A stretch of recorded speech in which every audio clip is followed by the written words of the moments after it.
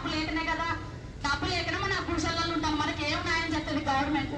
పేదోళ్ళకి ఏం గవర్నమెంట్ చేస్తుంది? ఏం న్యాయం చేస్తుందో చెయ్యాలి, మాకు చెయ్యాలి. మాకు ఆడ నీళ్లు పోరాకుండా మొత్తం నీళ్లు నిండిపోయినా అవి పోయేటట్టుగా మాకు చెయ్యాలి.